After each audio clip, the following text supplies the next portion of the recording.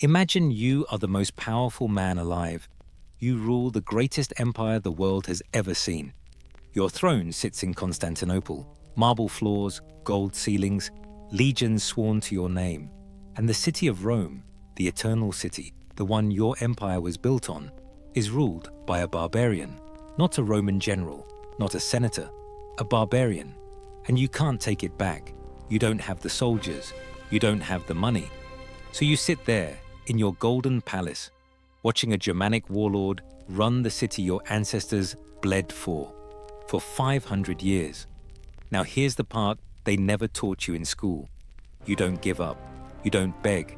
You make a deal. The most dangerous deal in the history of the ancient world. You find your biggest enemy, the one man who has been burning your borders for years, and you say, go west, take Italy, remove the barbarian sitting in Rome, and when you do, it's all yours. His name was Emperor Zeno, and he thought he was the smartest man in this room. He wasn't. Stay with me, because what came next didn't just end Rome, it ended the entire ancient world, and it started with a handshake. Most people think the Roman Empire fell because barbarians broke through the gates and burned everything down. Big armies, big battles, fire, chaos.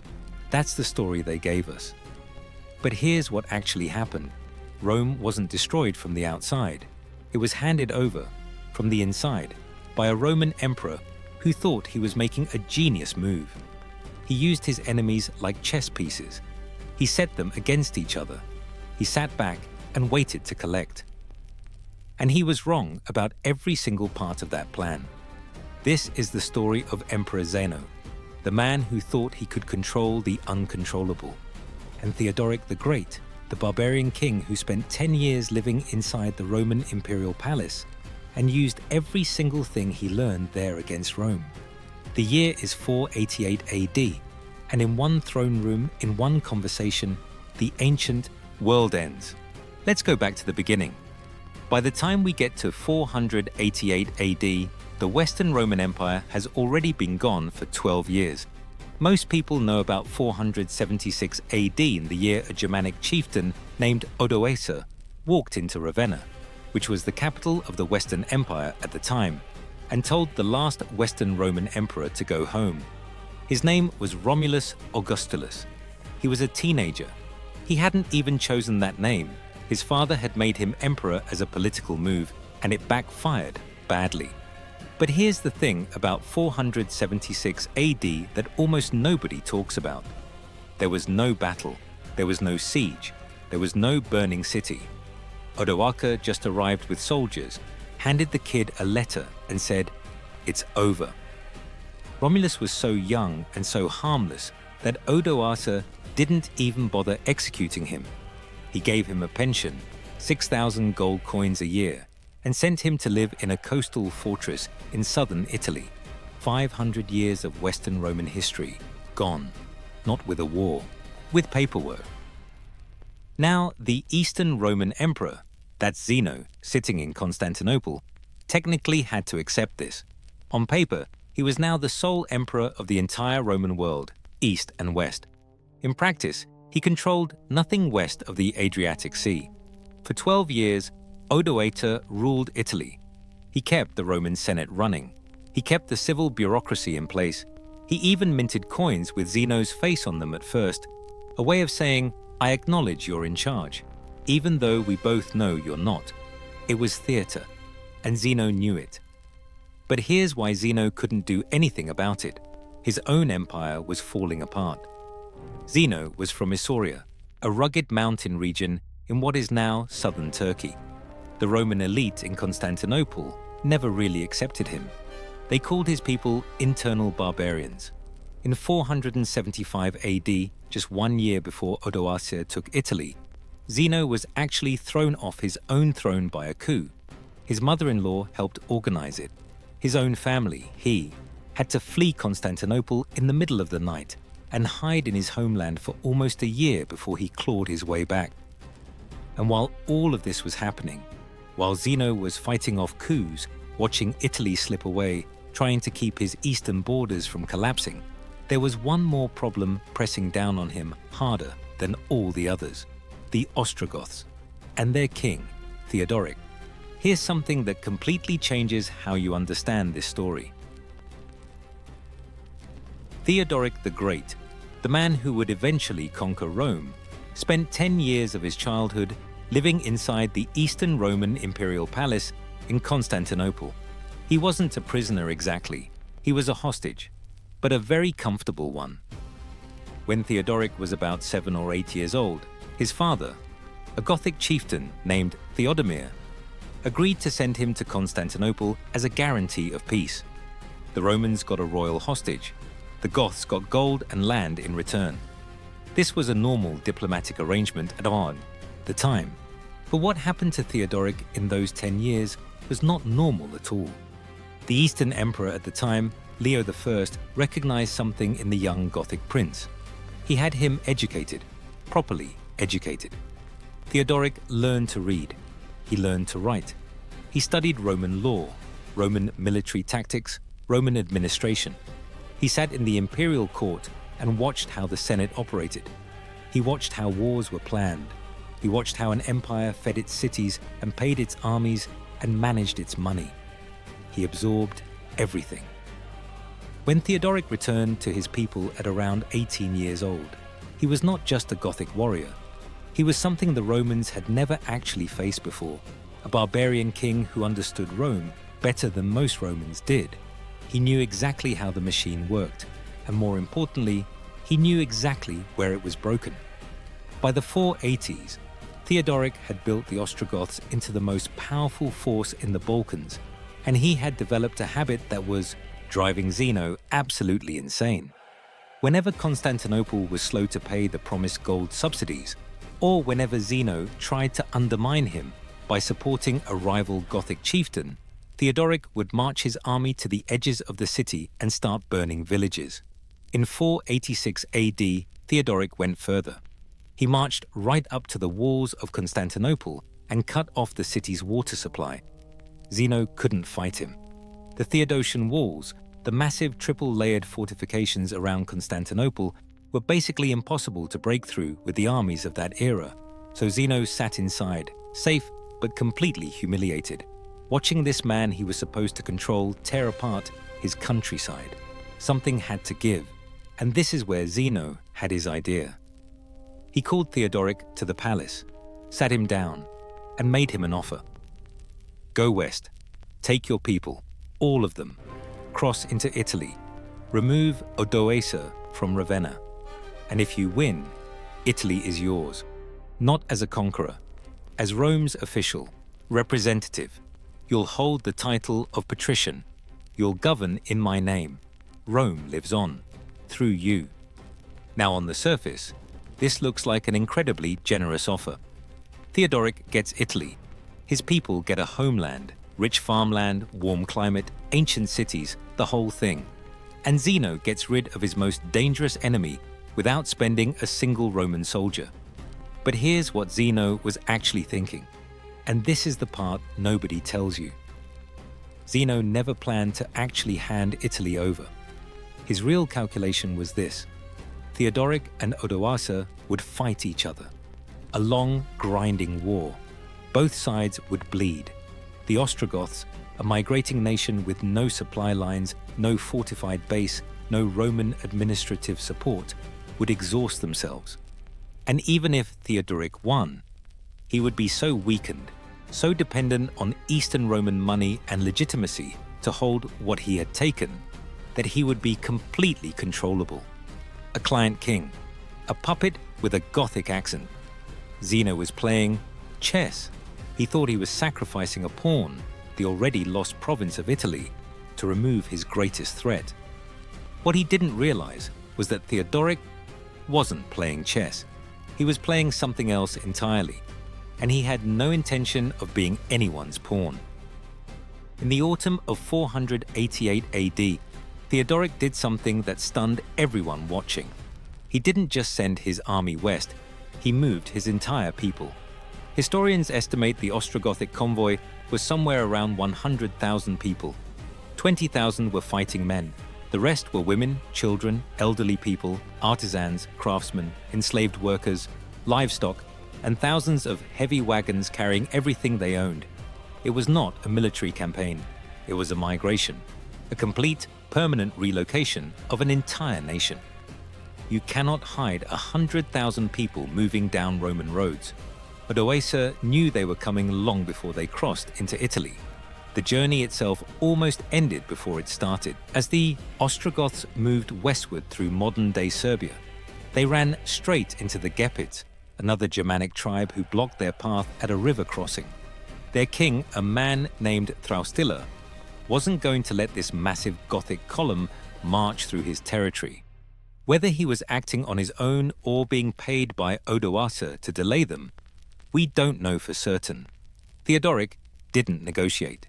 He fought, and he won decisively, killing Thraustila on the battlefield and absorbing many of the surviving Gepid warriors into his own force. He arrived at the Italian border bigger than when he started. By the summer of 489 AD, the Ostrogoths forced their way through the mountain passes of the Alps and descended into the Italian plain.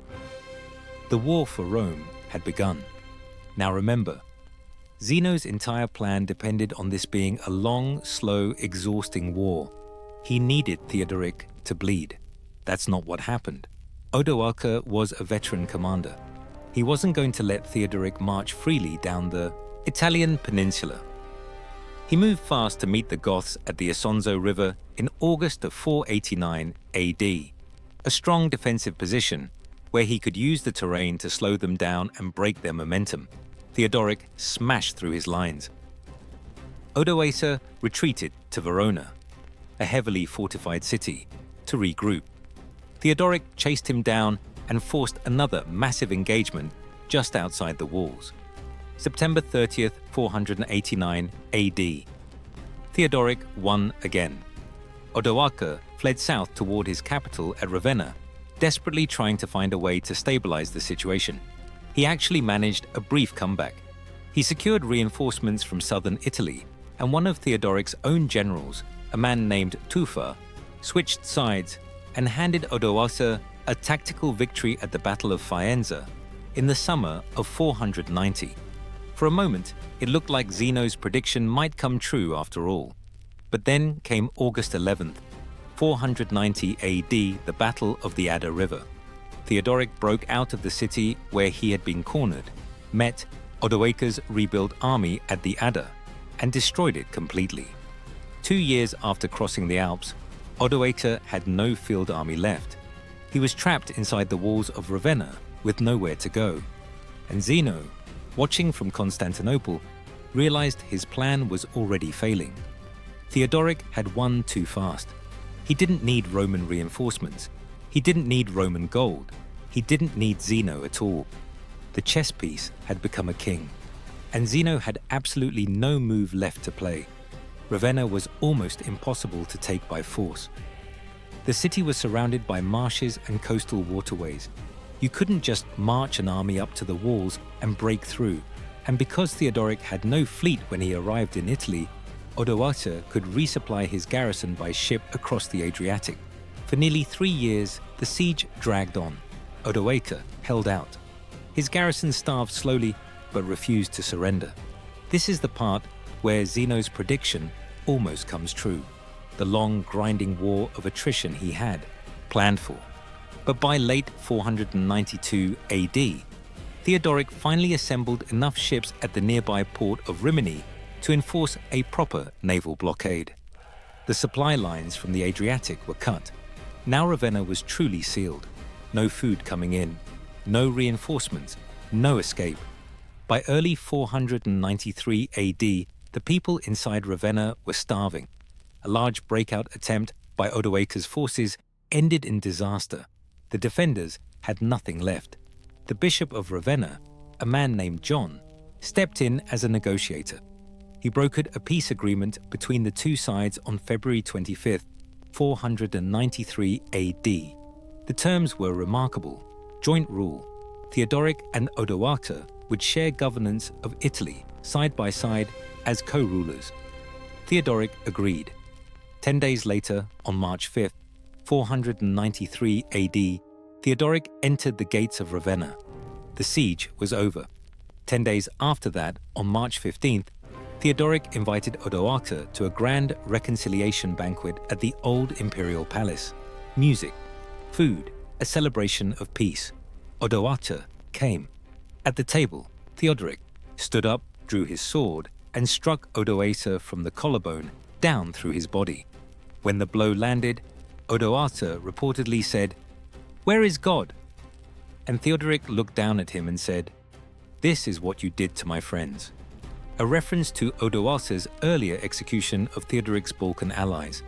The chronicler Jordanes recorded what Theodoric said next, standing over the body. There was not a bone in this man. There was never going to be joint rule. Everyone in that room knew it. The banquet was always the end. That same day, Theodoric's forces hunted down Odoacer's family, his commanders, the remnants of his garrison. Odoacer's wife was killed. His brother was executed. In a few hours, every trace of Odoacer's government was erased. Theodoric ruled Italy alone. And here's the detail that makes this whole story hit differently.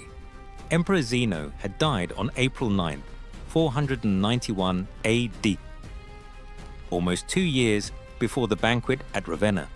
He never saw how the deal ended. He never saw Theodoric sit down alone on the throne in Ravenna with no intention of ever taking orders from Constantinople. Zeno went to his grave probably still believing Theodoric was his client king. He wasn't. He never was. Now here's the part that surprises most people. Theodoric didn't destroy what was left of Rome. He preserved it. His kingdom, the Ostrogothic kingdom of Italy, ran for 33 years under his personal rule. From 493 to 526 AD, and in many ways, it was the most stable, well-governed period Italy had seen in over a century. Theodoric kept the Roman Senate running. He kept Roman law in place for the Italian population. He hired the finest Roman scholars and administrators he could find. A man named Cassiodorus served as his chief minister and wrote thousands of official government letters in perfect formal Latin, preserving the entire language and structure of Roman bureaucracy. A man named Boethius translated Greek philosophy into Latin, ensuring that ancient knowledge survived and passed into the medieval world. Theodoric restored aqueducts. He repaired city walls.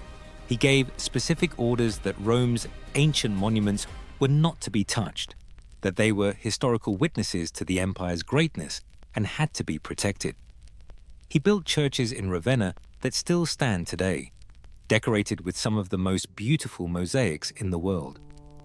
He styled himself as king of the Goths and Romans, not a conqueror, but a guardian. The way he governed was brilliant in its design. His Gothic warriors handled all military matters. They were the soldiers. Romans ran the civilian administration, the courts, the taxes. The two populations lived under separate but parallel legal systems. Goths answered to Gothic law, Romans answered to Roman law, and neither group had to give up their identity to make it work. He was also, remarkably for his era, religiously tolerant.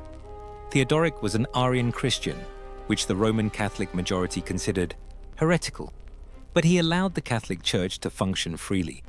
When mobs attacked Jewish communities in Rome and Ravenna, Theodoric personally ordered the cities to rebuild the destroyed synagogues at their own expense.